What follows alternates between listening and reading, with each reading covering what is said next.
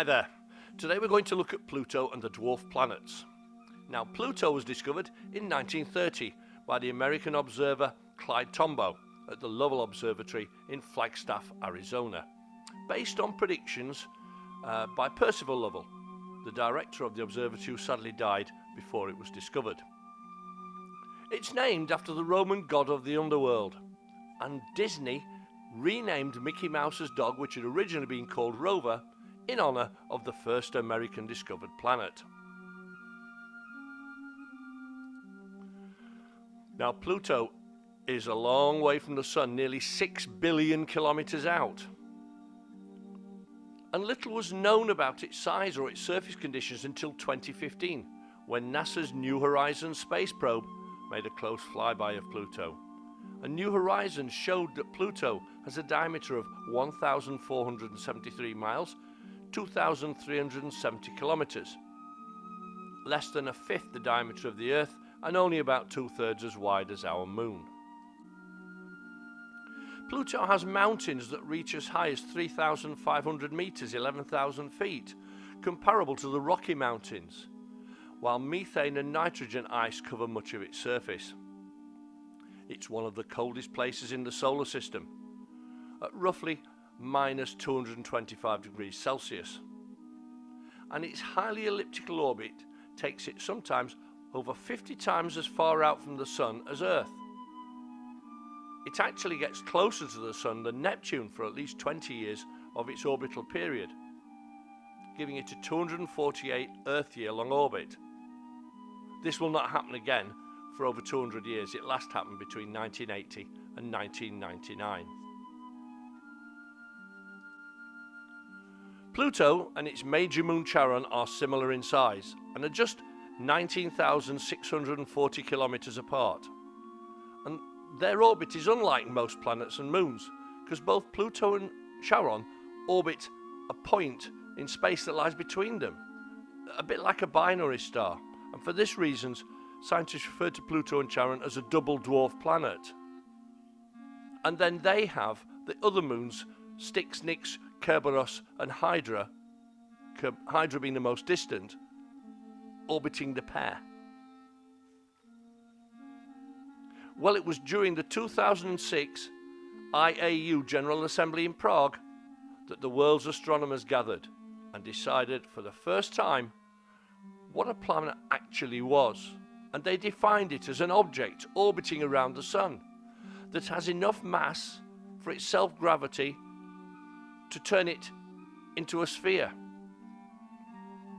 and would clear its neighborhood of debris and other objects. And sadly, Pluto failed on that last category and therefore was demoted to what we call a dwarf planet status. This was due to, in 2003, as we'll see in a minute, the discovery of planet or dwarf planet now Eris. So the IAU have currently officially recognized the 5 dwarf planets that fulfill the requirement: Pluto, Eris, Haumea, Ceres and MakeMake. Eris is one of the largest known dwarf planets. It's about the same size as Pluto, but it's 3 times further from the Sun. And it's named for the ancient Greek goddess of discord and strife, which was a good name considering it was the center of the debate that defined dwarf planets and demoted Pluto. A diameter of 2,200 kilometers, it lies an average distance of about 10 billion kilometers away from the Sun. And Eris takes 557 Earth years to do one trip around the Sun. As Eris orbits the Sun, it rotates about every 25.9 hours, making its day similar to ours, and it has a very small moon called Dysomnia. And Dysomnia has a nearly circular orbit around Eris of about 16 days. Very little else is known of this distant world, and the images you can see are artist's impressions, as they are of the other deep solar system objects. One exception is Ceres. Now, Ceres, different names for it, is the largest object in the asteroid belt between Mars and Jupiter, and it's the only dwarf planet located in the inner solar system. It was first spotted by Giuseppe Piazzi back in 1801. And although it comprises 25% of the asteroid's total mass, Pluto is still 14 times more massive. Ceres has a radius of about 950 kilometers, and it completes one rotation, one spin of its axis every 9 hours. And it's named after the Roman goddess of corn and harvests. Strangely enough, did you know the word cereal comes from cereal, Ceres? It takes 1,682 Earth days, 4.6 Earth years to orbit the Sun, and does not have a moon. MakeMake was discovered on the 31st of March 2005. It's located in the Kuiper Belt, that region outside the orbit of Neptune. It's the second brightest object in the Kuiper Belt seen from Earth. Pluto's the brightest. And it takes about 305 years for this dwarf planet to make one trip around the Sun, spinning every 22.5 hours. It has a diameter of about 1,400 kilometers, and it's about just under 7 billion kilometers out from the Sun. Sunlight would take about 6 hours 20 minutes to get to MakeMake. It has a provisional moon, but as yet that has not been named. Now, Haumea was discovered in 2005 at the Sierra Nevada Observatory in Spain.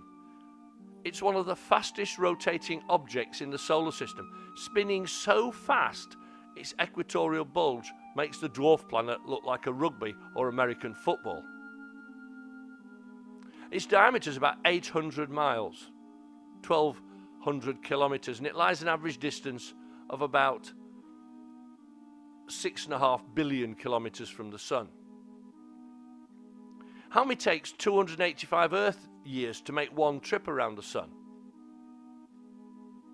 rotating every 4 hours, making it, as we say, one of the fastest rotating large objects in the solar system. And it has 2 known moons. The moons are named Namaka and Hayaka.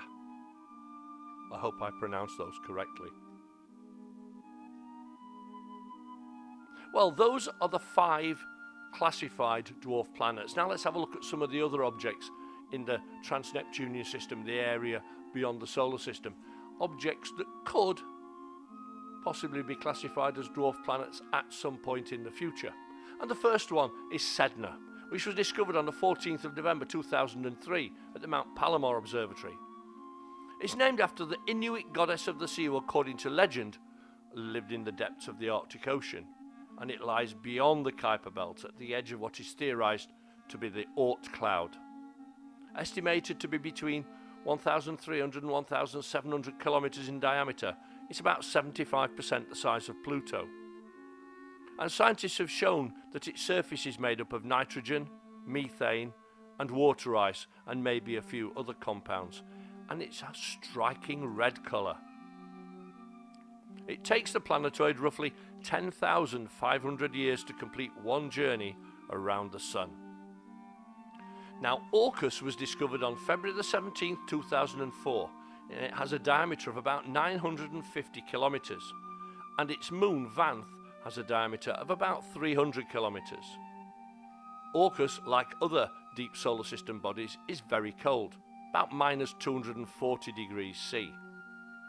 And it was named after the Etruscan god of the underworld, the equivalent of the Roman god Pluto.